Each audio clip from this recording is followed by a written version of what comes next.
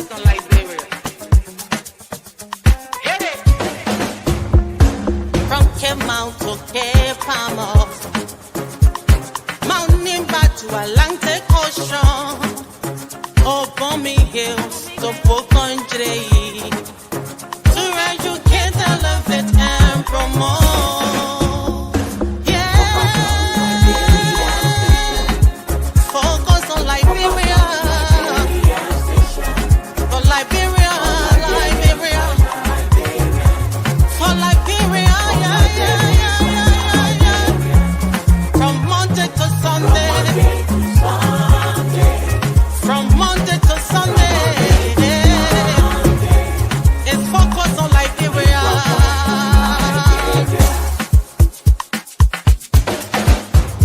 Talk about home affairs. Hey. In diaspora. Current affairs. Hey. Reliable information. History. Ooh. Talking about culture. Yeah. Politics. Education. Entertainment. Yeah. Business. Sports. Advertisement. Articulation. Focus on Liberia. Focus on Liberia. Focus on Liberia. From Monday to Sunday. Focus on. Hello, ladies and gentlemen, and welcome to an exclusive interview with the once unabashed and unapologetic CDCian, Mr. Jerome Gayman, right here live on Focus on Liberia. My name is Dennis Jai, and we are broadcasting from Atlanta, Georgia.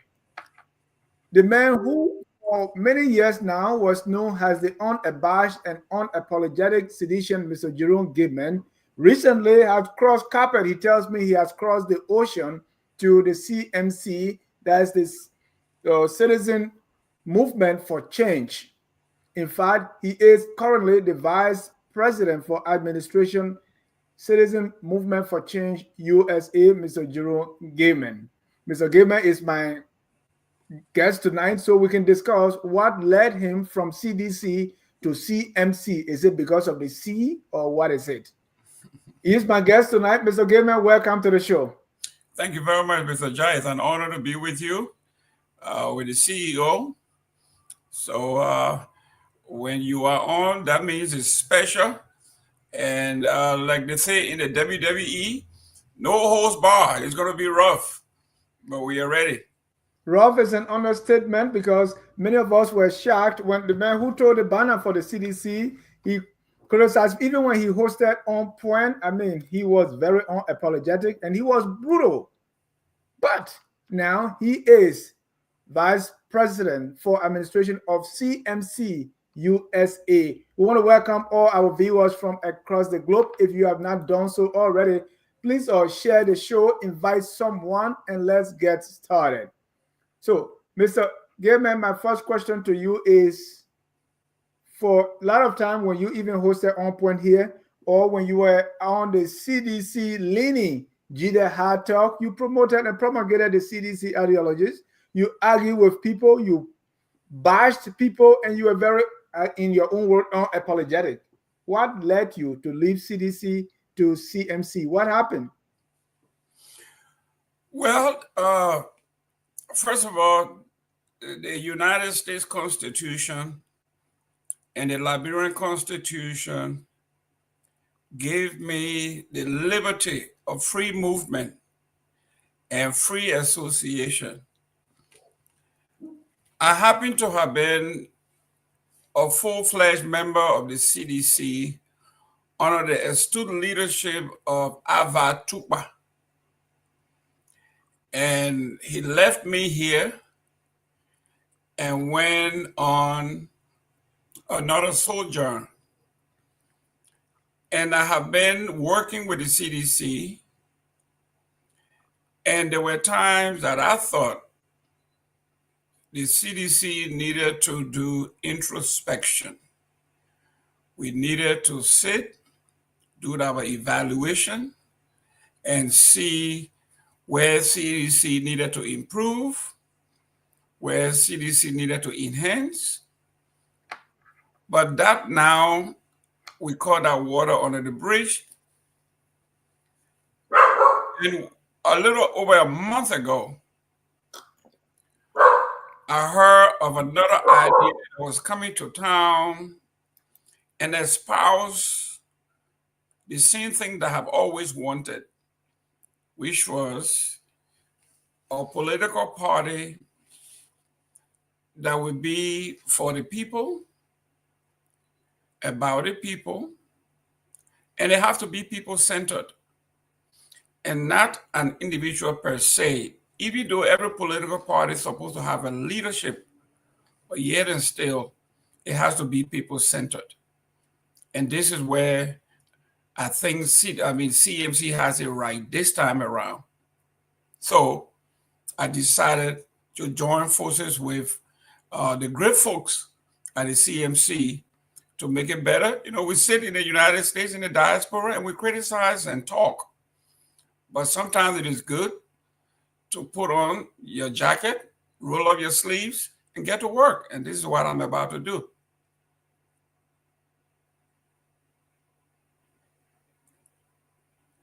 Mr. Gayman, what did the CDC not offer that CMC is offering that caused you to cross carpet? Well, one of the things that impressed me about the CMC is how diverse they are, or we are. And I have spoken with some member of the CDC hierarchy about the leadership of the CDC, which concerned me after the elections. And I made a call and I said, CDC has a Lofa problem. And I was hoping that the CDC hierarchy would think about what we meant, what I meant when I said we have a Lofa problem. And I laid it out to the public. For instance, the top 9 names that I'm going to name out here, for some reason, they hold the top positions in the party, and they all come from one segment of the country. When you talk about Finabono, you talk about Sakemia, you talk about Molu, talk about Cole, talking about Jefferson Koji, you talk about Sir Joseph, you talk about T5, you go down the list. These are all people from Lofa. So my question to them was, if this part of the CDC is a broad-based, people-centered, grassroots, why Grand Bassa doesn't have a seat in the CDC? What happened to Nima? What happened to Bond? What happened to Grand Gita? What happened to River G? What happened to Maryland County? Why all Lofa? And no one could answer the question. It looks like it has happened so long that people are immune to what we are talking about. And we're going to go into this later on. For me, the deciding factor was a young man by the name of Momo that was killed, murdered in Foya for the CDC and T5. A young man was buried after the elections. The first thing I saw was Thomas Fowler going to meet with Joseph Boakai and basically bow before the chief or the king or the president, kissing the ring, you know, as we usually say, without first going into Foya and meeting with those parents who lost loved ones.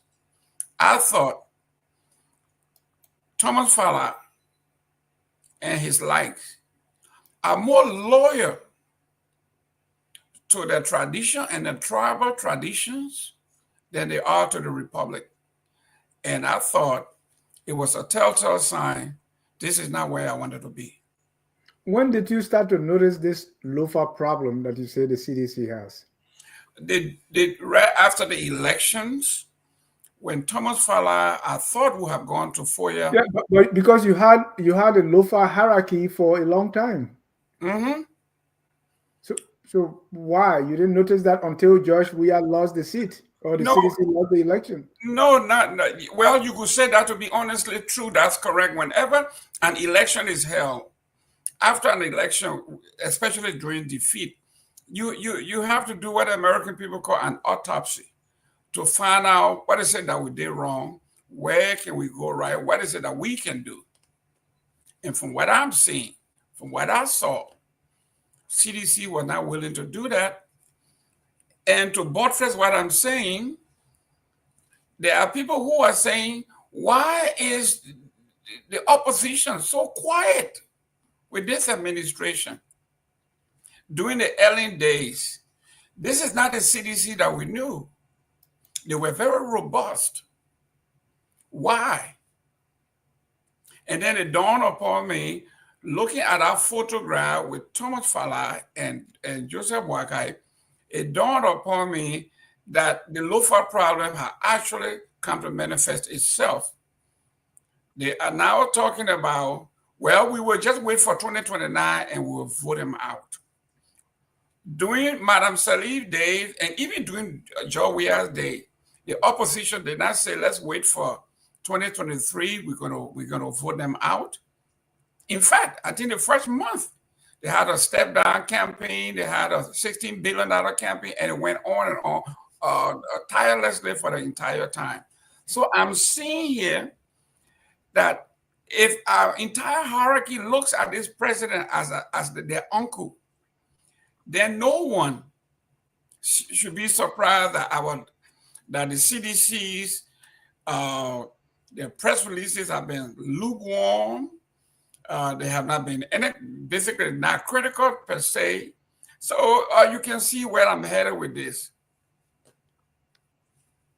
Now, let's talk about party ideology, right? Mm-hmm. Your issue is now with what the CDC stands for or the ideology compared to that of the CMC. Your issue is basically with personnel. Well, you see, the ideology drives the personnel, especially when we say we are the grassroots, we are the largest grassrooters. Okay, the grassroots from all over the country. We are from all 15 counties in the Republic. So if we are truly a grassrooter, we are truly a grassroots organization, then what happened to the division of labor?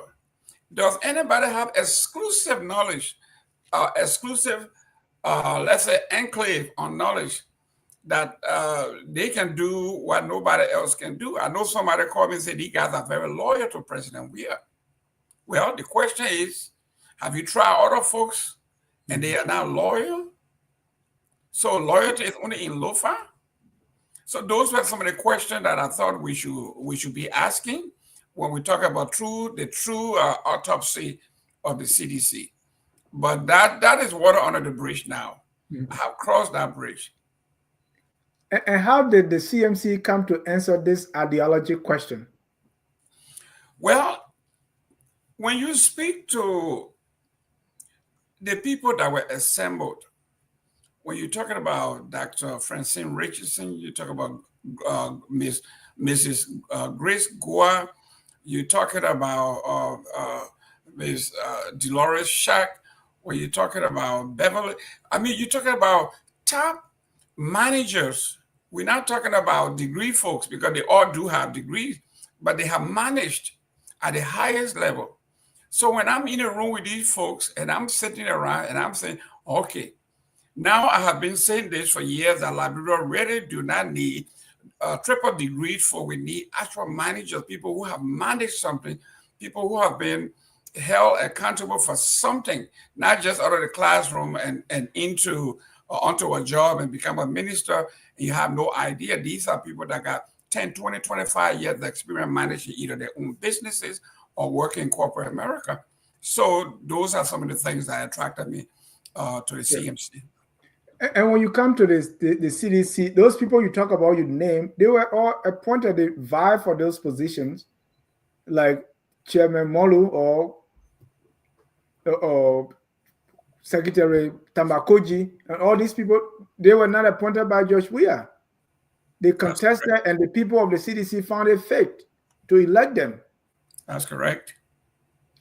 That's democracy. Well, the question was, the most recent question to them was, when is our Congress? When does CDC hold a Congress? When does the party meet? Where do people contest? Because after an election where you lose, yes, people will want some changes to be made, no matter where they are. Look at the Democratic Party. They are doing their soul searching. They are looking at where they went wrong, and they are moving people around. CDC is one political party whose ideology does not align that way, as evidenced by President Weah. His whole 6-year term, he never moved anybody. He never reshuffled. So it looks like if you have a position in the CDC, it is cemented. It looks like it's an appointment for life, or chosen for life. So people follow. And if the party needs change, and we need to progress, we need to move on, there has to be internal changes from time to time, and nobody should be hailed chairman for life and all of those kinds of words. And those are things that I don't hear in corporate America. All right. Now, you talk that what you talk about, right? So, but when I look at the CMC just started, the endorsement or the selection of Mark Blewin to be able to run on the CMC ticket or be endorsed by CMC, what was the process like? Was it not him being endorsed and appointed by the political leader? How is that different? But when you look at the CDC, those people were elected. Now when it came to Mark Blewin, I didn't hear of primary. I didn't hear of the meeting or any public thing that endorsed him. Well, you see, the CDC is 20 years old. Okay, so we are saying here, CMC is young, so you are allowed to. CMC came about March 1, 2025. So we are basically 8 months old. So it makes sense that even in our Republican Party, we go out and recruit and target kids, target young folks that we feel has a future, brilliant, and we put them on the national stage. And this is the case with Mark Blewin. Mark was selected, targeted, and rightfully so. Someone who had worked within the Nima County Authority, someone who was very close to the folks, and someone who has a very stellar record among the young folks. So nobody on our conference call, nobody objected to that. I think Mike was a great candidate, and I think he has a greater future in Nima politics. So what was the process that put forward Mark Blewin? Well, the process was that we needed to target people to put a candidate into the race. And Mark Blewin was talked about, very highly recommended by the community folks. And Honorable Musa Bility asked the permission from everybody from the global to have this man picked, or if anybody had anybody else in mind that they felt, preferably another woman. And at the time being so short, Mark Blewin actually got the nod from everybody who has worked with him. I never met him. I don't know who he was before when I read his biography. Before I knew that he was actually a community worker, a community person, community activist, very young man. When I look at his age, very young, and I say, this is one of the young men that we need to target. So I had no problem with that process at all. The CMC promises to do things differently. In fact, when the party was certificated, Musa Bility, the political leader, said, "For 30 years, I have walked the paths of politics, fighting to make things right, pushing for a better Liberia, trying to convince those in power to lead with vision and responsibility. I've given my time, my energy, my ideas, my heart to this country, but I have come to realize that true change cannot come from the top unless the people own it and demand it and drive it forward themselves, right? And this change we see. So I thought even your own appointment, I have your appointment letter. It appears to me those of you who were flown to Manchester for the, and we'll come to that program because I believe it was misrepresented by your political leader. Those of you who were flown there were coronated as the leaders. I mean, within a year of elections, there was no, people were not allowed to also want the job. And you guys were, all of you who went with from the US, you got jobs. How is this different? Well, if you look at the Continental Congress of the United States, you had great men that had a singular purpose, and they met in Philadelphia, and they put forth ideas how to bring forth a new nation that would be dynamic. And from there, the 13 colonies came and they expanded. So here we are. I am blessed to have been someone that they looked at, vetted, and said, listen, we need your experience, your expertise. We think you have been talking about what we have been talking about. Why don't you come and let us plot this map? And I was honored to go to the UK and meet like minds, hard workers. And those were 16-hour days that we worked. And I really liked that I was basically at the beginning of something very, very special. And as we were leaving, this is the only constitution that is signed by everybody that attended that Congress. So this is history right here. So yes, I agree that those who were there were some of the best minds in organization structure, and I think we did a great job. And it's got the future holds bright for CMC. What does the Constitution say about this position and also selecting a candidate? Like in the case of Mark Blair, like in your case, you were appointed and not elected. Dr. Francine Chenoweth, Sekou Kene, Grace, all of you were appointed. Does the Constitution allow that? Yes. The Constitution, this is an organizing committee that brings the best and the brightest together to put together an organization with a structure, as you can see, an organization company in the UK that was hired to do the website and do all of those things. We have a think tank. We have folks who come from the policy side. We've got folks who come from education and all of that. It is this group that is going to put this structure together for us to launch the party officially, hopefully the end of June or the first week in July. It is at that convention that district heads, zonal heads, candidates, people who want to aspire, these people are now going to be vying for these positions. But yet from the beginning, I mean, you got two folks. There cannot be election. You want to put a team together that you trust, have the experience to take the organization where you want it to be. And I think he did an excellent job assembling the names you saw over there. So you don't allow for election now until later. The big job, you take the top jobs, and later on, everybody else fight over the little ones. Is that what I'm hearing? Well, like you said, and the people in Liberia says, the political party is not in the diaspora. The political party is on the ground. Those who want to run for offices, those who actually run the CMC, they will be in Liberia. This is where the rubber meets the road. When we have the first party Congress in June or first week in July, you are going to see every political district demographic in Liberia represented. So right now you are just an organizing committee, or you are just you are not. This is an acting position. No. When I say organizing committee, this is an executive team that were put together to organize and run the political situation in the diaspora in conjunction with the CMC Liberia.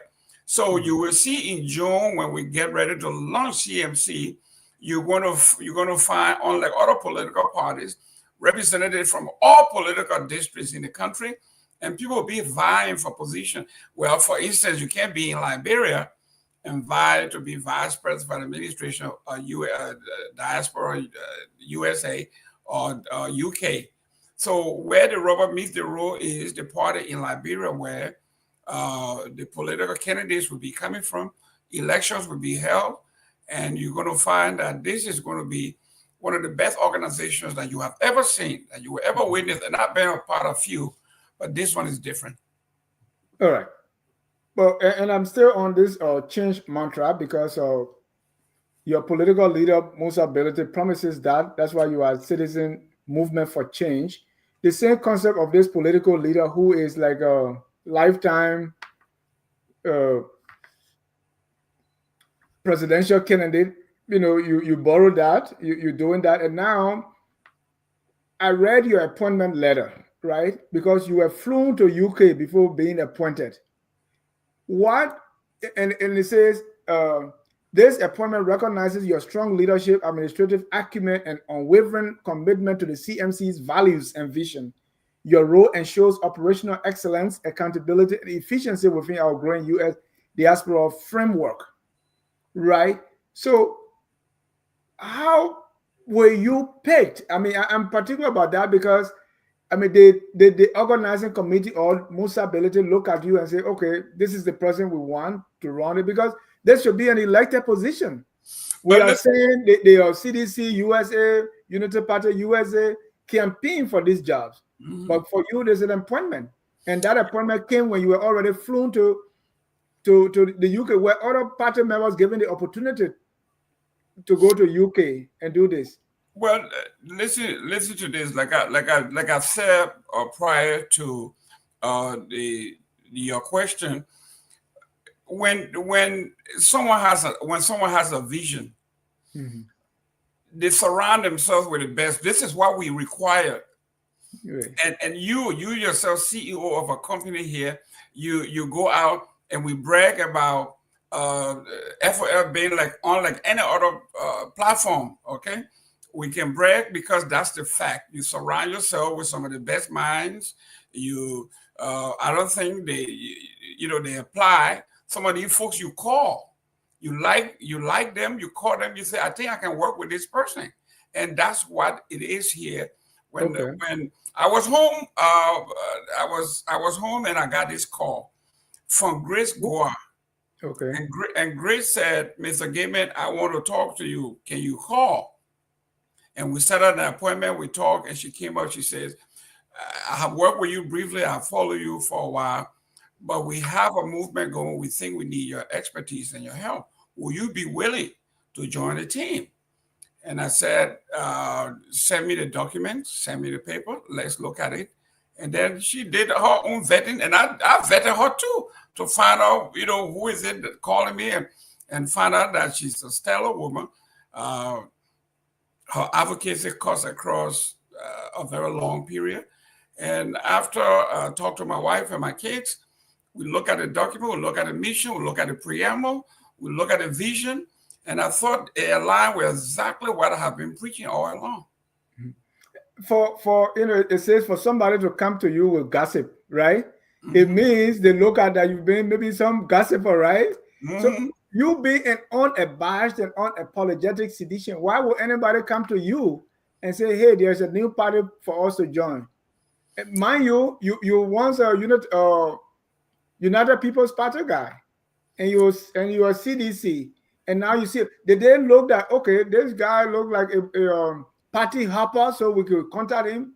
Because you were very vociferous when it came to defending and promoting the ideals of CDC. How will anybody come to you? What vulnerability did they see that you could cross over? Well, and if I were going after someone, right? I want a guy who, when I'm talking about in the foxhole, someone who will fight, limb, nails, sweat, blood, if possible, guts. Those are the folks we are going for. In the social sciences, those are folks we call, when you look at the political bell curve, we have a group called the true believers. These are folks where when they do their homework and they make a decision and say, I plan my poll, they are going to stand by it unless or until something moves them.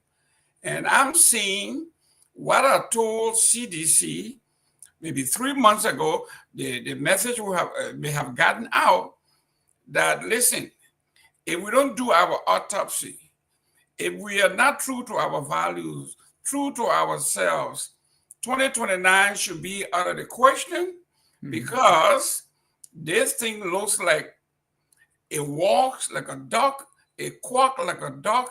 I think it's a duck. And I told them, during one of the campaigns, I think you spoke about that before. So did Grace see this enchantment in you about CDC? That's why she approached you? Is that what you're saying? It could be, because I have made it clear on this show, on your platform, on other platforms, that I was sending a very loud message. I called a friend of mine, Mr. Gilman, and I told him the same thing. I said, Mr. Gilman, from what I see, if CDC continue this route, 2029 is out of the question. Joseph Boyka is going to declare himself the winner, or the Unity Party are going to declare themselves the winner, and there's nothing the CDC can do. And as evident by what they are saying now, in the Supreme Court decision that was just made, they have made it clear that they won't listen to the Supreme Court. So what happened 2029? If we go to election and Joseph Boyka declare himself the winner, you can't go to the Supreme Court because they have no regard for the Supreme Court. What else do you have? So they have to get to work now. And I can see when I said I wanted to meet with Mr. Bility face to face. When I did, when I look at the logic, and he says, Mr. Gayman, we are not going to wait for 9 months, 10 months before election and form a political party. We want to have 4 years to put our team together and present it to the Liberian people. Let them do their own evaluation. In 4 years, we should be able to cement ourselves in the Liberian politics. And I think it makes sense, because planning and execution, those are valuable tools of success. So I agree. I think everything he says sounds good to me. As a manager, as someone who has been around a lot of organizations, that's the way I like to go. I like to do planning, long-range planning, and then execute. In the future, will your position be up for election? That would be left to the organizing team after we have met, and the convention in Monrovia, which, as you know, the convention is the highest decision-making body of any organization. I know Honorable Musa, when we call him political leader, he doesn't want anybody to call him and call him title. He wants you to call him first name on first name basis. I mean, those are things that are appealing. He's not God. He's not asking anybody to worship him. Call me Musa, and that's good enough. Bring your ideas. Don't sugarcoat anything. Yeah. Let's close the door and talk. So right now, the Constitution is not definite on your position, right? So in the future, is it still going to be an appointed position, or the Constitution said there'll be election for it? Or is the Constitution silent on that? What I'm sensing is, when we go to the National Convention, the body is going to decide what we present to them to either accept, modify, and then we go from there, because nothing is cast in stone. I do not want to be appointed if that position is not to be appointed.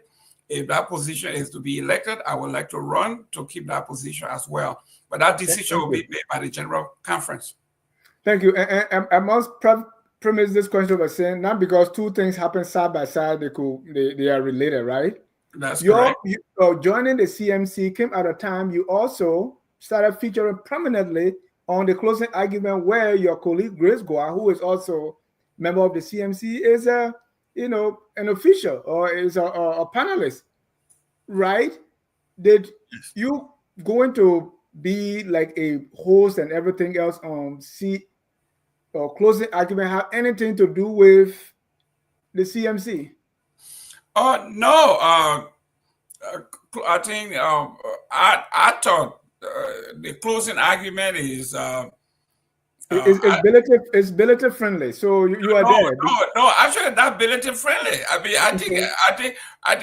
I think the vice president friendly to me, in my estimation, other than maybe the communication network of Musa Bility. I think they are more vice president friendly than anything else. But yes, I also met Grace on the show after we spoke. And I came on the show, and we decided to talk and do other things. And I did my own vetting, did my own background check that she was legit. And I said, sure, why not? Right. I asked that because even your colleague, J. Victor Nabe, who is FOL political analyst, both of you went to the closing argument and at the same time went to CMC. So is there any correlation? No. Listen, when I was with the Chamber of Commerce, right, we go out to fetch, scout, top talents, corporations to lure them, basically, go to other states and lure corporations to come to Florida. And we have a talking point. What makes Florida more attractive than Minnesota, per se, or California? And we have a plethora of things. Same thing. If I were forming a political party, I would go after someone like Victor Namwe, Jerome Gayman, Dennis Jar. I would go after all of these folks. You have to cast a wider net. You have to tell them, listen, I have seen the work of the CDC. I have seen the work of the Unity Party. I think we need a third lane. This thing looks like. And I'm coming to that. I'm just saying, the same time you and Victor Namwe joined the panelists on closing argument was the same time you joined the CMC. So I was asking if there's any correlation there or any relationship. Well, I wouldn't say, or it was just coincidence. I wouldn't say it's a coincidence because we have a lot of things in common. We talk about like minds. He and I, we followers of the back of Matthew group. We came from way back, so we have a lot in common. Now, when we are talking about things, we talk almost every night. From Liberia while he was here. So we have a lot in common. If I like something, I'll call him. I say, what do you think about this? He would tell me this is not good or it doesn't look good. He would call me and we have that discussion. So I wouldn't say it was a coincidence. No, we have been talking about it. Okay. And you wanted to get closer to Musa. So you went. Okay.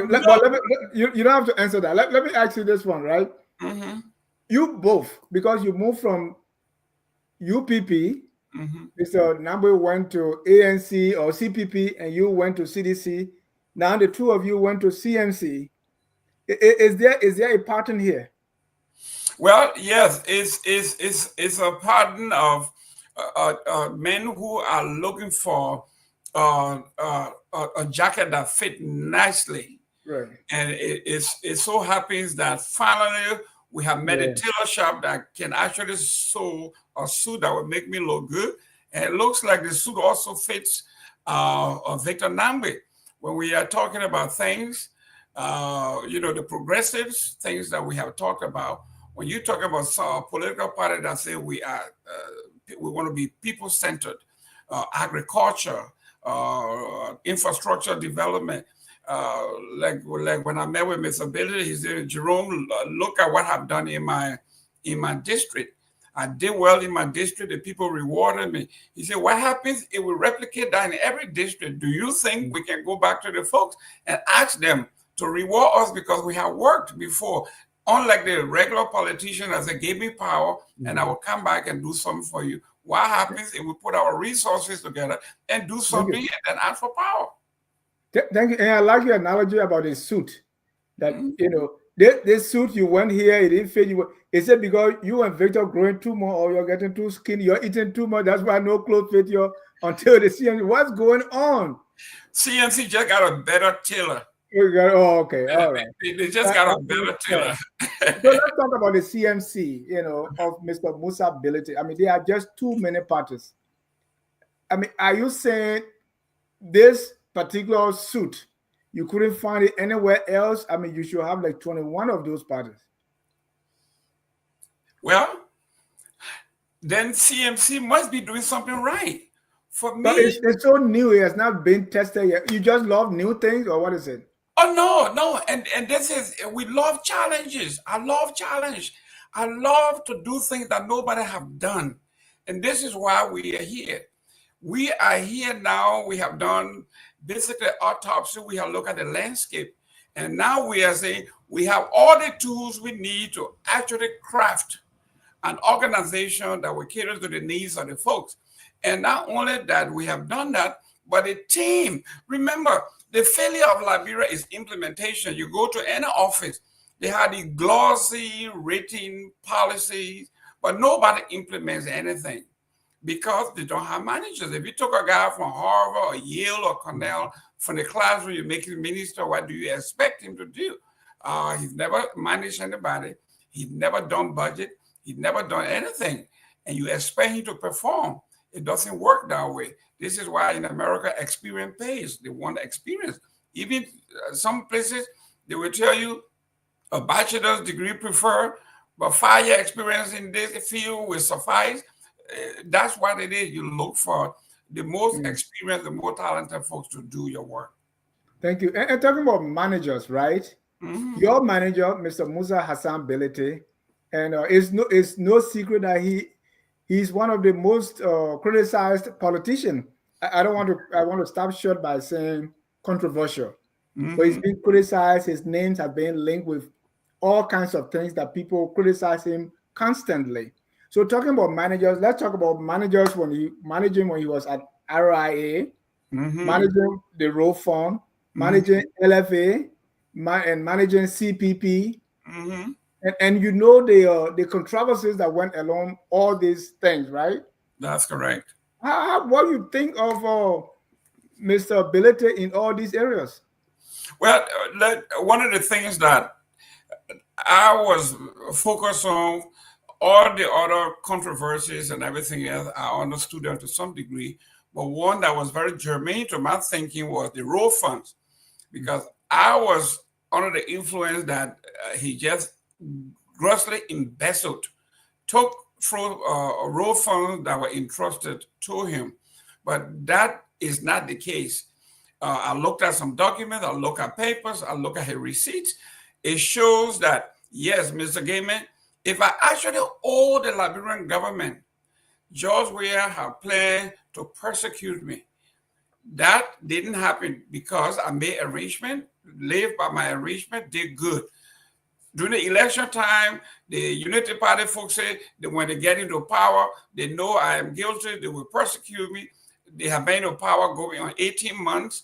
Nobody has said anything because they have nothing. And he said this wouldn't come up again until another election period. So it's a political football that I looked at, and I'm saying, obviously, those of us who are in the political realm, we know this is what happens. Musa Bility has done well for himself. He has done well for the country. He paid his taxes. And I think as far as I'm concerned, like I told him, this is something that will hang around for the rest of your life. You just go ahead and do the best you can, keep your receipts. And when the government is ready, if they have case, they will take you to court. Up to now, nobody has taken Musa Bility to the court because they don't have anything against him other than a political rhetoric.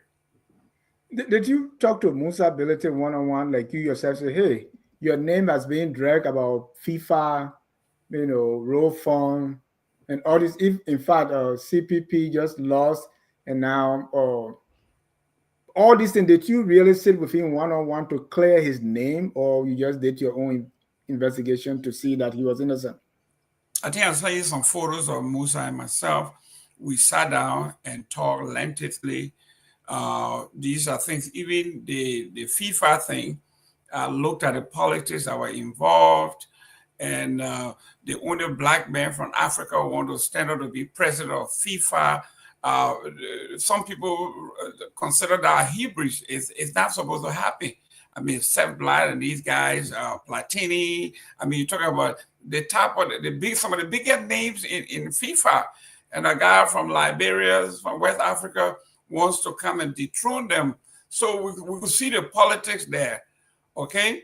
And what happened? You saw what happened to the FIFA hierarchy there. The entire hierarchy of the FIFA themselves were indicted for corruption, for scheming points, for betting on games, for throwing games. I mean, some of the worst thing you could ever think about.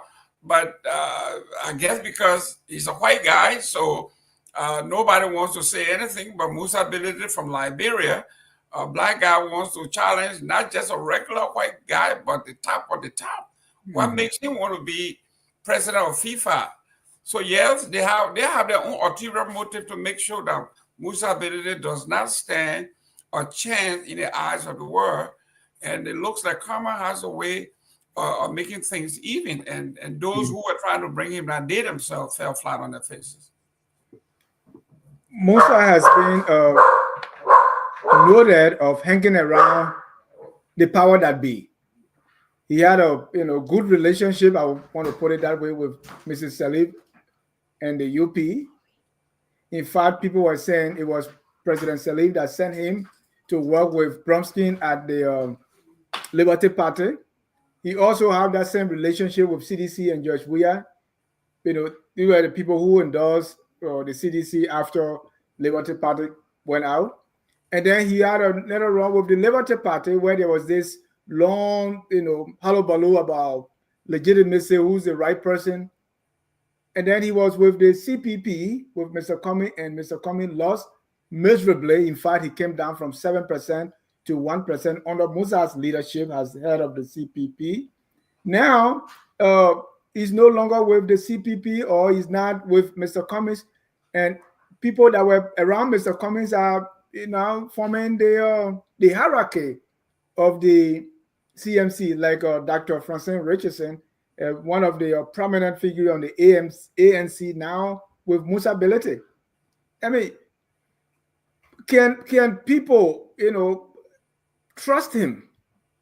Because from Ellen to Weah to Bromskin to Cummings, now he's on his own. He say, okay, I try all of you. You can do it. Let me go myself. So the question and now he's fishing in the ANC pond. Well, the question is why everybody gravitates towards Musa Bility. They may think he's hustling. That's why he gravitates. He go around these people. But do you think they're trying to hustle him? Maybe. I don't know. I want to find out from you. Oh, well, it could be, because here you are. You say he was with Ellen. Ellen found him trusted enough to give him some authority and some obligation, which is fulfilled. The RIA. Right, RIA, and then he became the land issue in Nimba. He was the chair of that, and amicably resolved the issue between the Mandingos and the Gills and the Manor, and that we saw where that went. With the ANC, yes, ANC had their own plan of action. They had their own hierarchy, and he came in, yes, managed the election. The laws, we are still questioning where the ANC go, and where this gentleman by the name of Appiton, where he came from. Was Appiton a plan to subvert or to do harm to ANC or Mr. Cummings? So, I mean, that's a muddy water. I think he has done what he was supposed to do. He was honest. He was fair. He's very loyal to these people. And he has decided to go on his own and do something totally fresh, from new. And I think he's doing very well. What does the CMC plan to do differently that has not been done? Because it's like, I mean, you have people like Bacchus Mafia and all these politicians, the people that came after. CDC being the grassroots that was picking up from the Mafia folks. I mean, what is CMC going to do differently that has not been tested? Well, you see, what most of these folks have not done is actually lead by example. Now, when you look at Musa Bility and you look at his life, I have a friend here who have always told me he has never met a stupid, successful businessman. So if somebody is successful in their own life and they are doing well and people gravitate towards them, maybe it is something that they are doing right. And if you follow a successful person and you become a failure, then it is not that success. It's not a successful person. It is you who may not have been able to follow the formula of success. So Musa Bility, for some reason, everybody wants to follow Musa Bility. As you're talking about the Ellens of the world, the Joseph Workers of the world, the Cummings of the world, they want to follow Musa Bility. And there's nothing wrong with that. He has done very well. Now look, he has gone and looked at the UPP, right? Look at some of the best minds out of the UPP camp, the pawn, like you say, I will use your term, went into their pawn. Okay, he got me and Victor Namwe. And then when we got to the UK, the bright lady, her last name is Wright Hyphenated Matthews. And when she introduced herself, she's putting together this high-tech thing and everything, and everybody want to know, Matthews? She said, yes, I am married to a Matthews. Turned out that she was married. She's married to Bacchus Matthews' nephew, brother's son. So here we are, a complete, when you're talking about family coming back together, and then her original name is Wright, W-R-I-G-H-T. Michael Watkins Wright, my mentor from the AME Church, Camp Johnson Road, this is York. So that's his niece. So I mean, we are all intertwined. So we are talking about a bunch of brilliant young folks from all walks of life. So it looks like he has gone to all of these ponds and all of these flower gardens and have picked some of the best and brightest flowers and trying to put them together to form his own garden. And I think that's brilliant. Brilliant. That's the way Mr. Gayman is describing his political leader. If you want to be part of the conversation, the number to call is 605-313-6004. The code is 791-403#. So, there's a Liberian proverb that says, the fly that follow the corpse, the casket, is often buried with it. You follow Matthew, you follow Weir, now you follow Musa. That casket, when they get to the graveyard, they will bury you. Well, guess what? I followed back of Matthews, and I was not buried with him. I followed George Weir. I wasn't buried with him, and I sure wouldn't be buried with Musa Bility. But let me tell you how I came to the CDC. I had a contract in 2005 to do rehabilitation of the child soldiers. And the guy who was in charge of the nation at the time was Jack Paul Klein. It was through his office. He said, have you met the ambassador? And I said, yes. I thought you were talking about Ambassador John Blaney because I have met with John Blaney. He said, no, Ambassador Weir. I said, no, I've never met him. He says, well, he's on a UNICEF a program, but we'd like for you to meet him before you leave. After my meeting with Jack Klein, I went to meet T.C. Gould. And while I was at T.C. Gould's office, the taxi pulled up, and the gentleman got out of the taxi. He had looked just like Saint Njoma. His beard has gotten bigger and gray. And I looked at him and I said, oh, we call him the Emeritus, Chair Emeritus. How you doing, sir? He said, fine. And after he greeted us, I asked him, I said, are you running in this coming election? Then he said, young man, no, I'm not running, but I have someone that will take us to the promised land. And I turned over to T.C. Gould. I said, T.C., it got to be you.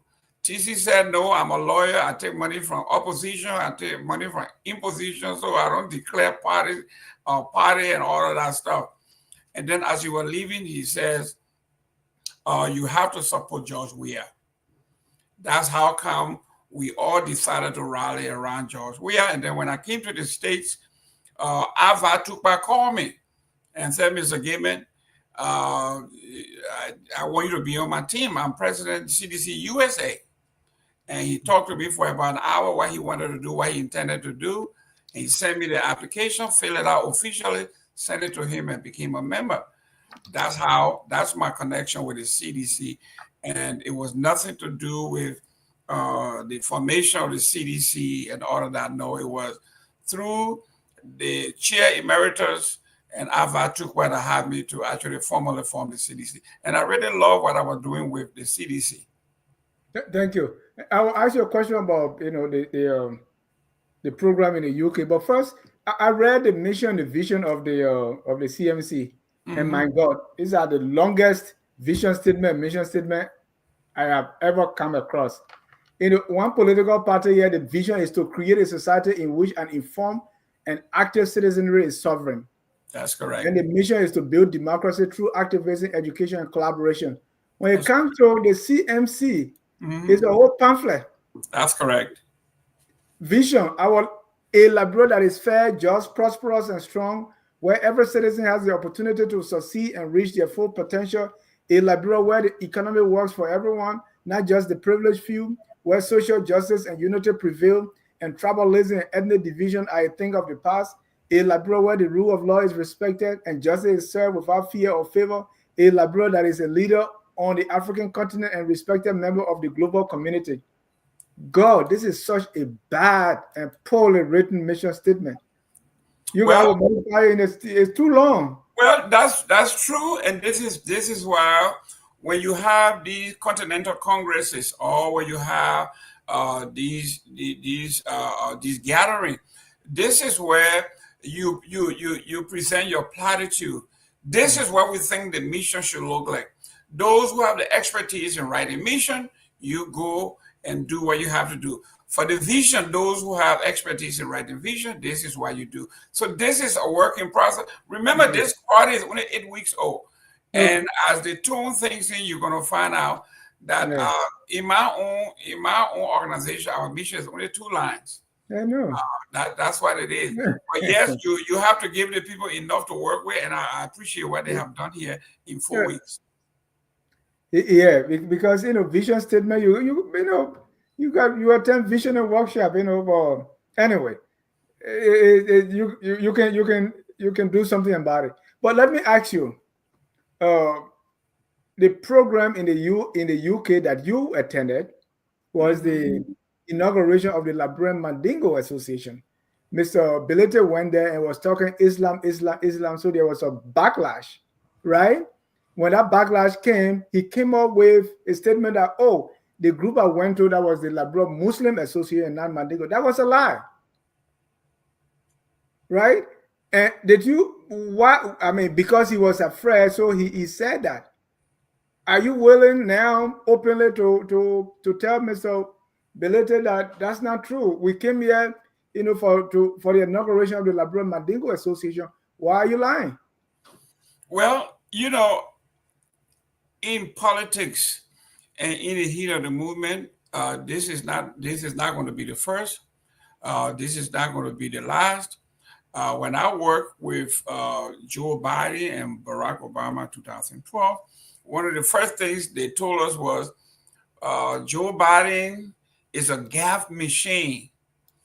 He said things, he does things, but it has basically nothing to do with his conviction. And this is why we are talking about surrounding our leaders. The leader in the formative stages, he is the cook, he is the chef, he is the water boy, so sometimes these things happen. Okay, the honorable means very well. He meant very well, spoke very well. If you were in that room and listen to Musa speak, you will feel the power. For the man who never prepared any speech, he came in there and spoke to the folks exactly what he was talking about. And when you look at the speech in its totality, you will find a man who was very, very sincere, talking to his folks, our people, that the Mandingo people, our Islamic brothers and sisters. We cannot be a subculture within a larger culture.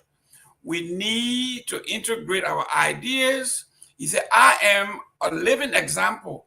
I went to the inland mission school. I got all my education through the Christian education. I got my degree through AME Zion. And here I am in my old age. I am going to law school. We have to be continual learners as long as we live, so we can move our society. And he gave them an order.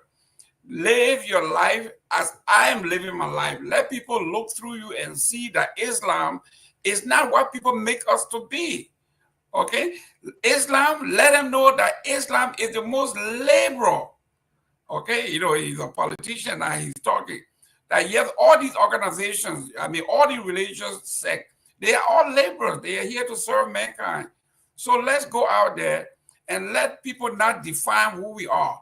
Let us tell them what Islam is all about. Let's tell them about our culture and all of those things. So, yes, the political leader. So you were saying he misspoke, and then to correct that, he decided to tell a lie. No, the political leader was never willing to tell a lie. That is unheard of for a man who live his life, who works very hard, who is down to earth, who talks to people wherever he meets you. He would never deliberately tell a lie. Will he slip once in a while here and there? Yes, and I think listen, this is why we are here. Okay, he's bringing folks, like I was telling some of the folks, when these speeches are written, when you have a team, people go through them and say this. No, I didn't have a problem with the speech. I had a problem with the press release that said, hey, the group we want to speak to, that's the Labrador Muslim Association, not the Labrador Mandingo Association. That was simply not true. Well, that's true, and we agree. You know, I've been trying to find out who wrote his speech, who wrote the rebuttal. All of these things we are putting together, and we are putting together one of the best communication team to surround our leader, so these things don't happen. And I'm telling you, these things do happen. Okay, I know. I don't think he came out here deliberately to mislead folks. No, I don't think so. Because when we went, the flyers and the press releases, everybody had them. We had access to it. So it was just a mistake. And I don't think Musa, in all honesty, would come out and pull out something that is totally contradictory. I still think he didn't even write that, but it bears his name, so he takes the blame. Right, and I was talking about mission statement. The person said I should give an example. So let me give an example of mission vision statement from our own Focus on Liberia. Focus on Liberia mission vision to be the most educative and informative media institution that fosters knowledge and curiosity about Liberia. The mission to create a more enlightened and informed Liberian society that attracts the world. So in case you are learning and trying to, don't hesitate to watch Focus on Liberia. You see the organization that I run, the vision statement is only 3 lines. Exactly. So we can work on that. So what we are saying here is the volume of paperwork and work that has been done in 8 weeks, it will have to be condensed. We know this. Nobody can do this in 8 weeks. This party, CMC, was formed March 1. 2025. We're talking about less than 2 months ago. So there's a lot of work to do, and I admire what they have done, what we have done collectively before we got there, and what we are doing. And we will bring more folks on board to make sure that we are sharp around the edges. Like Musa said, nobody has monopoly on knowledge. I may even spell labor. Okay?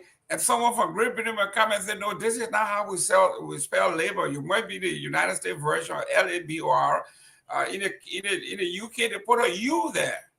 So yes, nobody has an exclusive right to anything. So we need people like you. The party is going to be open after we have done this. And we are open for criticism.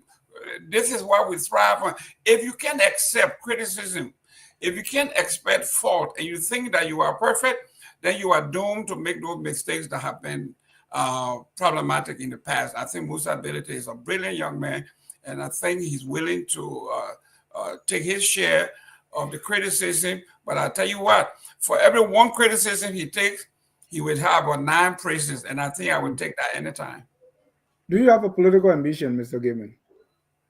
Yes, I have my political ambition has always been to serve Liberia, and that's my political ambition. You plan to run for elected office in the future? Well, you know, it is something that Michael Matthew always taught us. He says, politics is not a zero-sum game. And no one can predict tomorrow because the good book said it, that tomorrow is not promised to anyone. So for me, I have pledged to CMC that our first job is to get CMC off the ground. Happy to be one of the best organizations that anybody who sees it, they will be able to compare, juxtapose CMC to all the other political parties. And the answer will be so crystal clear that they will have no choice but to join CMC to make it better. So yes, for now, my political ambition is to make CMC the best it can be, to work with my colleagues, Mr. Kane, we're talking about Dr. Richardson, Grace Gore. I mean, you talk about a great group of folks, people that I can work with, Victor Nambe, and we're going to be adding more. And I can't wait to see what CMC looks like. If we look this good in 2 months, see what we're going to be like in a year from now. You are muted. Before there's a caller on the line, before I bring in that caller, let me ask you this. In Labrador, they say we use the old mat to plant the new one. Do you agree? Yes. What would be the old mat that the CMC will be using to plant the new? Well, the old mat, what we like about the old mat is, you see, when the mat is old, the edges break off, right? Those are the worn off ones, and then usually what's left is what is in the middle. So what Musa Bility has done, and what Grace have done, and what Chinwe have done, what Dolores have done, what these beautiful women, strong women have done, is by going out and looking at the old mat, because Victor. What is that old mat? Tell me. That's it. The old mat of constitutional democracy, right? That will multi-party democracy from the old order, from the UPP. That you look at this, you will see that women's right, the young people. We are talking about infrastructure development. We are talking about those things that someone like Michael Matthew says, that we cannot move anywhere if we are not self-sufficient in feeding ourselves. We have to do it. Maybe if we don't do it, we don't mechanize. We have to make sure that every district feeds itself. So all of these things are things that come from most of the old mats. Okay, we're talking about. What you make of media institution like Focus on Labrador? I'm being the CEO. What do you make of heads of these media institutions openly being part of a political party? Do you think it's going to bend them? Like in the case of your colleague Sekou Kane, who has a media institution, now he got a job with CMC. Do you think that's going to make him to lean this way or that way in his, or will he be objective? Well, you see, I would say absolutely, because I have worked with you, and your affiliation with me have never made you to sway either way, to criticize me and all of that. You still treat me like you treat CA and everybody else. So I could say, because I was a CDCian, you would treat me differently. Because I came on this show accusing you of being an ANC man, a Unity Party man. I mean, you need me. Every time you talk to me, I put you in a box. So you belong to all of these, but you are still objective. You don't belong to any political. You don't espouse any political party. It does not make you any less. I think Mr. Kane, he also targeting the same audience that we are targeting, and the audience will be the judge. If Mr. Kane decides to be strictly a mouthpiece of one political party and not objective, like you were with On Point, you were completely a CDC mouthpiece. Because I made it clear from the beginning, this is who I am. I didn't come here to be objective. I said it from the beginning. Let me bring in a caller here. I don't think he agrees with you. Mr. Eric Jensen, you are live on Focus on Labrador. Thank you for calling.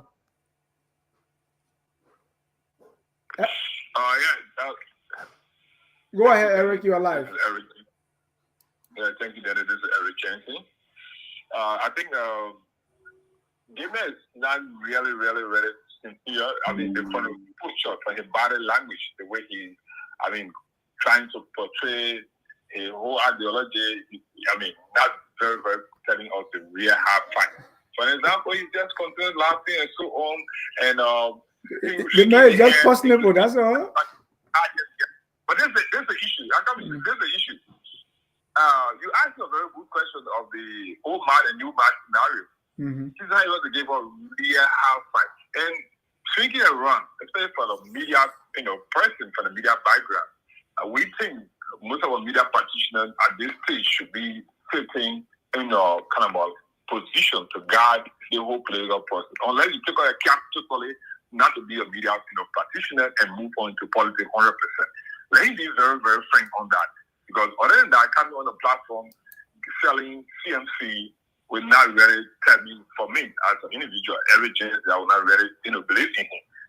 Technically, because we know if the Banco Martin referencing, for example, once we use then if you go back and see, you can rebrand that institution. Now I'm going to create a new institution called CMC. Going back to his political leader, he has crossed other political institutions and now coming.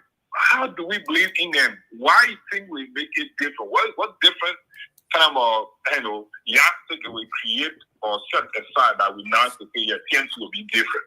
When you came from Unity Party, CDC to Liberty Party, and now bringing you on board who had an ideology or looking at back on market and those things. Why do you guys strengthen this institution that we can now say, okay, yeah, though it was created some time ago, but we think now they can now be, or they have been transformed, or we think we can move from the stage. So, given you guys got a lot to do, but I don't want to say it will make any major difference. Like somebody was claiming that again from CMC and create a new party time to come. Thank you, man. Thank you. And before Mr. Nabwe, who is with the ULA 37-man delegation to Monrovia, is right. He said, I'm an undercover LPP partisan. and they are in Monrovia crying. They say, oh, the government are looking at, oh, you 37, the government got no room for you. That number two. Mr. Gayman, but to the caller, right? When Saul became Paul, people didn't believe him. That's correct. Even when you were on CDC, propagating for CDC, people didn't believe that you were actually seditious. Even as you claim to be a Republican, a lot of people don't even believe you. What will you do for people to believe you that you are sincere and honest to support and do the work of the CMC? Well, like I told you, if you follow successful folks, you are bound to succeed. If you follow failure, you're bound to fail. Mr. Jensen talked about why we didn't stay to strengthen the political party, the CDC. Obviously, he may have joined our conversation late when I told him, listen, you have thinkers. When folks do things after political party, what other intelligent group would do is to sit around and say, where did we go wrong? And then you do the autopsy and then you come up with a solution. I just told you the issue that I have with CDC. Why isn't Grand Julia here? Why isn't Nima County here? Why isn't Bond County here? How did you try to fix it? Did you meet President? Did you meet Weah to discuss it? Did you meet the chairman?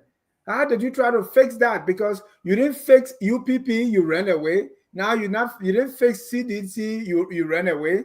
And when CMC, maybe start doing something, where else you going, Mr. Gayman? No, all of the political parties you are talking about, I joined them. CMC, I'm a founding member per se. I am someone who have a lot of ideas and expertise, and I'm bringing my stamp, and I'm putting it on this, and I'm saying to the whole world here, if this one fails, when Barker Matthews and the likes were putting UPP together, we were babies. They used to call power babies. We were 14. We didn't have anything to do. We were just young and loved the party and loved the rhetoric and believed in the leader. When CDC came along, when I came along with CDC was already formed. They had the leadership. When Avad called me from DC, everything was put together, and I joined to help. CMC, I am called to the table to be part of the architecture. That's correct. To be so you bring your own ideas. So if this failed, now I can say to my children, I failed because I was part of the brick that built this foundation. And if the foundation crumbles, nobody else to be blamed, and I have no problem taking that. But from what I see and the team that we have, this CMC is going to be the best party that Liberia has ever seen. So from CDC to CMC, what is this thing with C that you so much enjoy? Well, listen, because I like to see. So, so it's all right. All right. But Mr. Gayman, I think you're doing a good job. Thank you. All right. Clay Richardson, let's read some comments there. Clay Richardson, the country is too small to create dozens of political parties. It is sad that all these parties bring problems to the country. Sekou Kana said, my colleague Jerome Gayman is doing great. Thank you. Let me see again. Fixed Electronics says CMC seems to draw a bridge between the diaspora and those on the ground. There you go. I mean, what is this Fixed Electronics and Gayman? I mean, wherever you are, Fixed Electronics is just your biggest fan. Listen, the gentleman knows class when he sees one. Sam Waller says it's kind of surprising how many of the ANC folks have abundant poll coming for his new group. Well, Mr. Sam Waller, you are a Unity Party man. You'll be surprised the amount of Unity Parties that are running from your product. They don't like your brand anymore. They are running, and we are having problems actually vetting them. You'll be surprised, including yourself. Anthony Sia writing for Focus on Liberia. What about becoming superintendent for Grand Bassett? And there you go. Is that something that you eyeing? I mean, I have not shied away from my ambition to become the superintendent of Sino. And my first thing is to improve that sea route. You know, the port of Greenville or Mr. That's how we use ferry route. I'm tired of hearing the row. I mean, we can use the sea, you know, and move things. So that's my first order of business. But, you want to be Grand Bassett superintendent too? Mr. John, to be honest with you, for those of us who have lived in the West that believe in local government, if you actually wanted to be a game changer, the superintendent position is the most important position in my estimate. Will you be running for that too? I mean, the local government at its past, so it's very possible that will be elected position. Listen, I spoke to Mr. Bronskin. I think a superintendent is like being governor in a state, and I think that position should be elected. Let the people decide what they want, who they want, and the person should not be appointed, because if you are appointed by the president, you work at the will and pleasure of the president and not the people. That's why that position should be like. But if you believe in local government like I do, I think the superintendent position is a great place to start. Most people want to be minister, they want to be all that, but that position is very important if you actually want to bring change to your folks. William Jala said, Jerome Gayman, you say I have not answered Dennis's question relative to how the CMC vetting and recruiting process is any different from the CDC that you formerly associated with. Yeah, but Mr. Jala, this is what I said. Mr. Jala asked the question. I made it clear. When you come to a party and the party menu has been set, all you have to do is either join the party and have a meal, help clean up when things go wrong, and tell the folks thank you for coming. But if you are there from the beginning and you are creating the salad, you know the ingredient of a salad. For those of you who are vegetarian like I am, your salad, you like a little pepper here, a little onion there, a little garlic, and all of that stuff. So you got no one to blame. Like Mr. Bility said, all of you guys sit in the United States and all you talk about is you want a better Liberia But who's supposed to build this better Liberia if you don't come? You don't want to leave your Mercedes Benzes. You don't want to leave your beautiful home. You don't want to leave your 401k. But then when we appoint people on the ground, and he said they appoint people who are not qualified. So that rung a bell. The Denijars of the world, the Jerome Gaymans of the world, the Connors of the world. If you actually want to make that change in Greenville, in Sino, this is not a place to do it. You have to come on the ground. Musa Bility cannot do it by himself. George Weah cannot do it by himself. Ellie cannot do it by herself. It has to be collectively done. If you really love your country, I think it behooves you to not get that cutlass. Like someone said, you don't take the colors, the only colors in the farm, and give it to an old man. You will die with hunger. You got to take it and give it to the young men who are vibrant. So those are us who want to see a difference in Liberia. Right. You have to go and join whoever. It doesn't have to be CMC. Right. Do something. And I like that cutlass scenario. I don't know why Cummings give a cutlass to Musa. No, they got less than 7%. He give it to a boy guy. Gabriel probably he said, Gabriel Carter, he said, what is the ideology of the CMC that makes it different from other political parties? Well, we just said, when you look at the preamble, right? When you look at political preamble, this is the meat of the purpose. The preamble tells you, okay, if you ask Musa Bility, what is your purpose in life? What is the purpose? What's the purpose of the CMC? And it's very simple. This one is the best I've ever seen. The objectives of the CMC are to promote development in Liberia by, and he listed first. This is what is the purpose? The CMC exists to champion systemic developmental, political, and governance reform for a just and equitable Liberia. One line. Beautiful. That is the purpose. This is what we are talking about.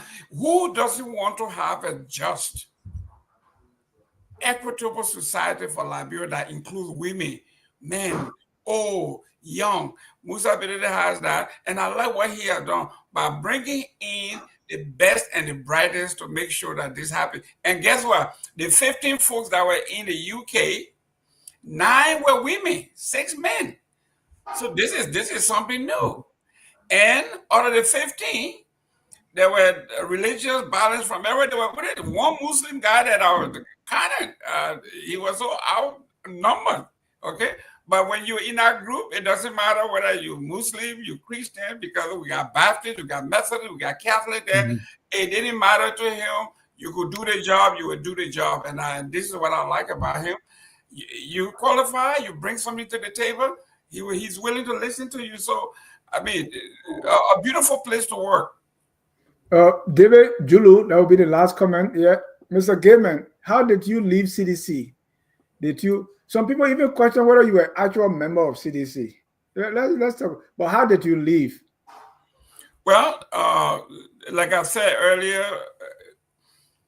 after I met the emeritus, did you write any letter to say I'm leaving now, or you just did backdoor? No, the person that I thought I owe an explanation to was the gentleman that sent me the application form that actually personally called me, and that's Ava Tukma.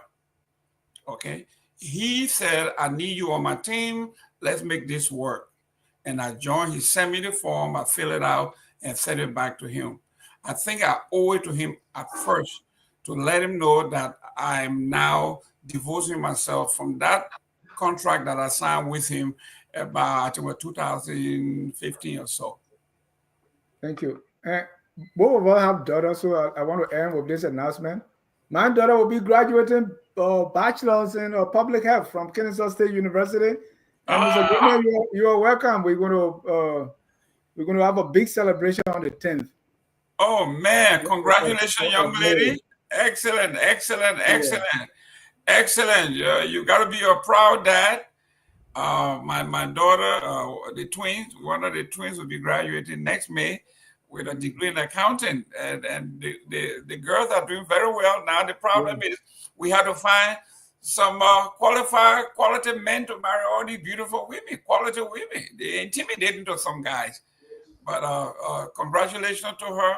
I have to put something in mail for her, but I will do all. Yeah, and please don't ask her to join CMC.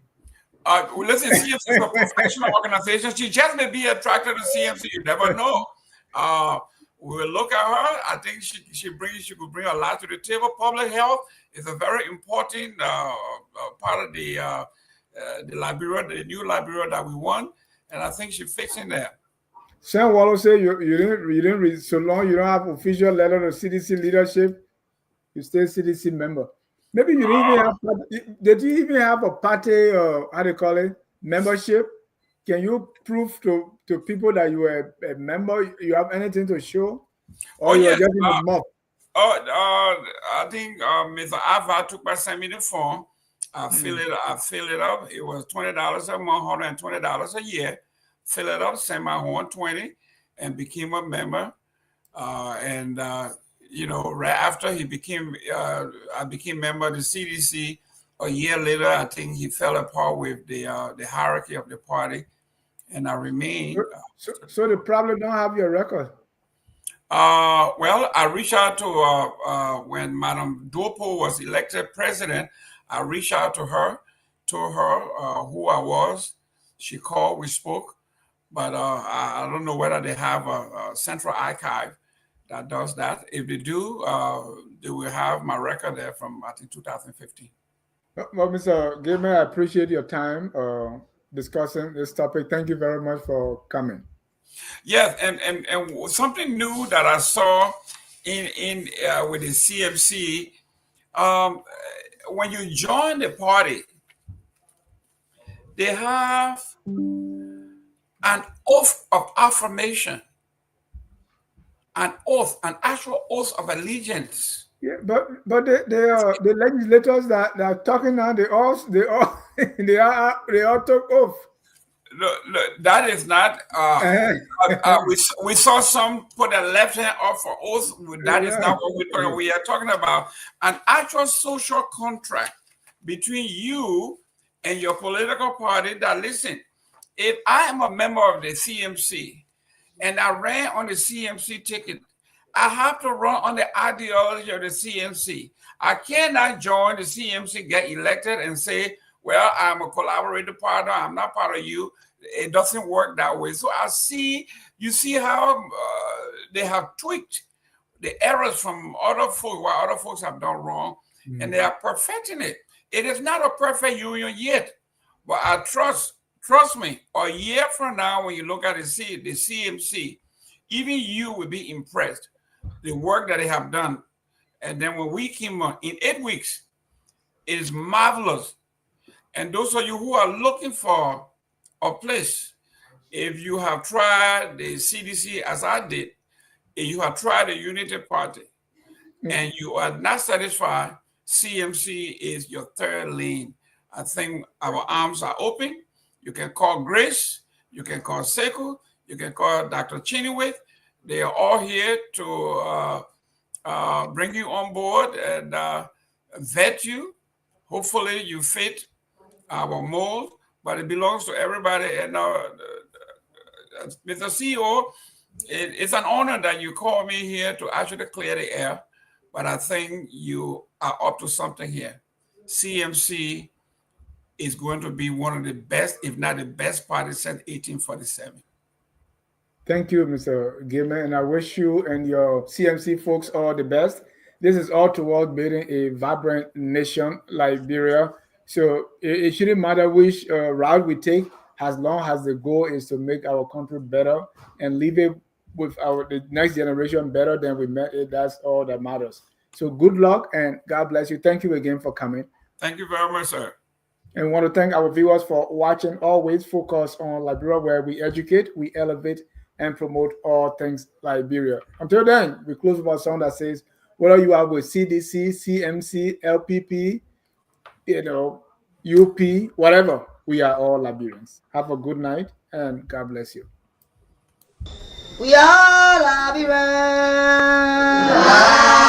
Liberia is our